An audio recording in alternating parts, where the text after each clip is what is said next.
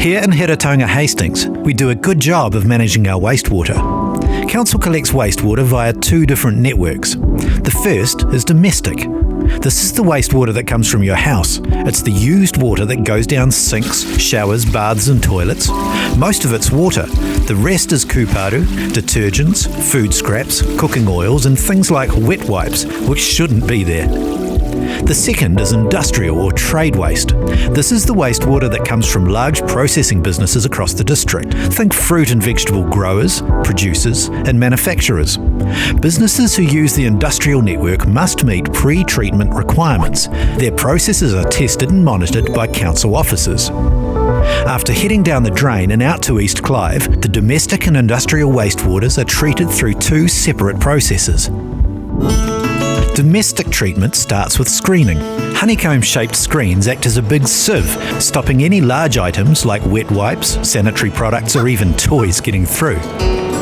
The stuff that doesn't make it through is pressed to squeeze out excess water and transported to landfill. The wastewater flows through the screens before it's pumped into large tanks.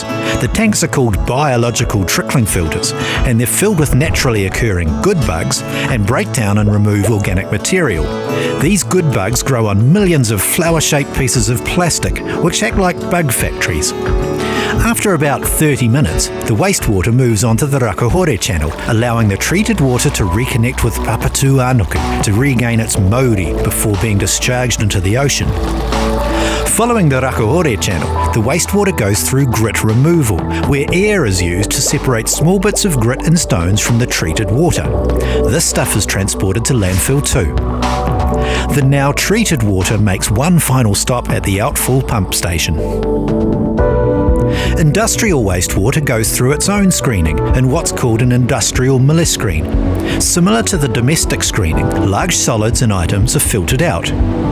It too goes through the grit removal process, where it meets the domestic wastewater at the outfall pump station before it's discharged into Te Whanga a Ruawharo via a 2.75 kilometre long ocean outfall pipe. In the ocean, Tangaroa receives the treated wastewater, and in his vastness, tidal movements and currents, he makes himself clean. Tamanui Te Rā and Tāwhiri Mātia play a part too. By agitating the surface of the ocean through the very synthesis of air and water, the cleansing process is then completed with any odours being dissipated aerobically. The water out in the ocean is tested every 3 months to ensure the plant is operating at a high standard. Pretty amazing, huh? It's won awards for its first-for-kind approach. Overseeing all of this, a Tangata Whenua Wastewater Joint Committee meets regularly to advise on current and future wastewater treatment matters. A lot of hard mahi by a huge number of people means we have a wastewater treatment plant we can be proud of.